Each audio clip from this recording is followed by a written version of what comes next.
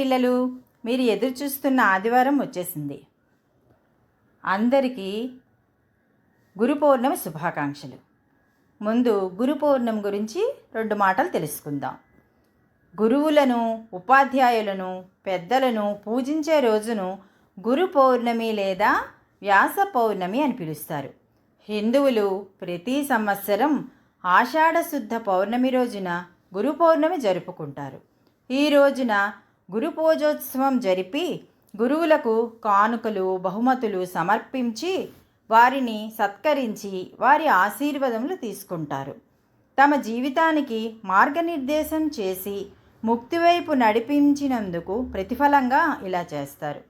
గురువుల పట్ల ఇదే గౌరవం అన్ని వేళలా పాటిస్తున్నప్పటికీ ఈరోజు వ్యాసమహాముని పుట్టినరోజు కాబట్టి ఈ రోజుకంత ప్రాధాన్యత ఉంది.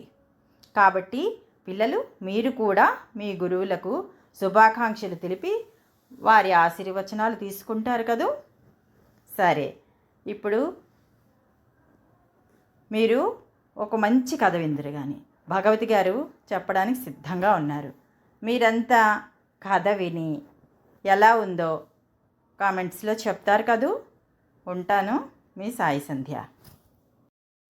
హాయ్ పిల్లలు, ఈరోజు కథ విందామా? ఈ కథ పేరు మాట. ఆ రోజు నరసింహకుమార్ పుట్టినరోజు. అతని తండ్రి అయిన సురేంద్ర కుమార్ కొడుకు పుట్టినరోజు సందర్భంగా 100 రూపాయలు బహుమతిగా ఇచ్చాడు. నరసింహకుమారు గొప్పగా తల్లి పద్మిని దగ్గరికి వెళ్ళి, అమ్మా, నాన్నగారు నాకు 100 రూపాయలు ఇచ్చారు. ఇందులో 25 రూపాయలు పెట్టి నీకు ఏదైనా కొని ఇవ్వాలనుకుంటున్నాను. ఏమి కొని తెమ్మంటావు అని అడిగాడు ప్రేమగా తల్లిని. నాకు కానుకలేమీ అక్కర్లేదురా, కానీ నువ్వు నాకు ఒక మాట ఇవ్వాలి మరి అంది తల్లి. అలాగే అమ్మా, మరి ఏమిటి ఆ మాట చెప్పు అన్నాడు కొడుకైన సురేంద్ర. ఈ ఒక్కరోజు నువ్వు అబద్ధం చెప్పకు అంది తల్లి పద్మిని. ఓస్, ఇదేనా నీ కోరిక? అలాగే అని బయటికి వెళ్ళాడు కుమారు. దారిలో స్నేహితుడైన రాజు కనిపించాడు. ఒరేయ్ కుమార్, నీ పుట్టినరోజు కదా, మీ నాన్నగారు నీకేమిచ్చారు అని అడిగాడు రాజు. తండ్రి తనకి డబ్బు ఇచ్చినట్టు చెబితే వాడు అప్పు అడుగుతాడు. వాడికి అదో అలవాటు. ఇస్తే బాకీ తీర్చడు.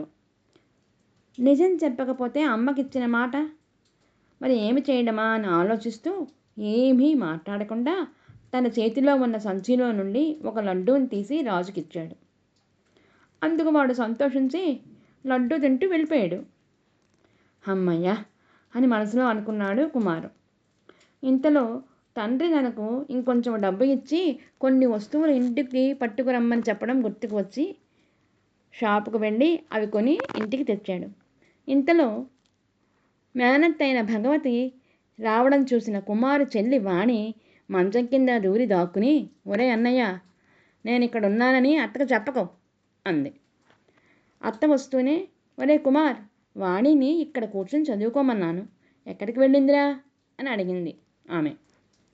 సత్యం తెలీదు అంటే అబద్ధం చెప్పినట్లు, నిజం చెప్తే వాణి ఏడ్చి పేచీ పెడుతుంది, ఏమిటి చెయ్యాలి అని ఆలోచిస్తూ ఉండగా హఠాత్తుగా మంచం కింద ఉన్న డబ్బా వాణి కాలికి తగిలి చప్పుడైంది.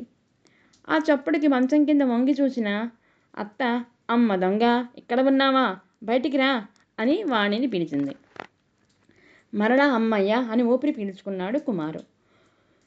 కొంతసేపటికి పక్కింటి విమల వచ్చి, కుమార్, నీకు ఇష్టమని మా అమ్మ అరిసెలు ఇచ్చింది అని ఒక డబ్బా ఇచ్చి వెళ్ళింది. అంతలో అటుగా వచ్చిన వాణి, ఆ డబ్బాలో అవి ఏమిటన్నయ్యా అని అడిగింది. వాణికి ముందు రోజు జ్వరం వచ్చి తగ్గింది. నిజం చెప్తే అది అరిసెలు తింటానని గొడవ పెడుతుంది, చెప్పకపోతే అబద్ధం చెప్పినట్టు అవుతుంది, ఎలాగా అని ఆలోచించు ఉంటే ఇంతలో బొమ్మలు అమ్మే అతను కేక వినిపించింది వీధిలో. వెంటనే కుమార్, వాణి పద, బొమ్మల వాడిని పిలు, నీకు ఇష్టమైన బొమ్మ కొంటాను అనగానే వాణి వీధిలోకి తుర్రున పరిగెట్టింది. అందమైన పాప బొమ్మని కొనిపించుకుని అది అమ్మకు చూపించడానికి పరిగెత్తింది వాణి. ఈ బొమ్మ హడావిడిలో డబ్బా విషయం మర్చిపోయింది వాణి. ఈ విధంగా ఆ రోజు జరిగిన విషయాలన్నీ తలుచుకుంటూ మాటకు కట్టుబడి ఉండడం ఎంత కష్టమో అర్థమైంది కుమారికి. ప్రతి సందర్భంలోనూ ఏదో అబద్ధం చెప్పి రోజు ఎన్నో అబద్ధాలు చెప్తున్నట్టు గ్రహించాడు. అబద్ధాలు ఆడకుండా ఉండడం ఎంత కష్టమో తెలిసి వచ్చింది కుమారుకి.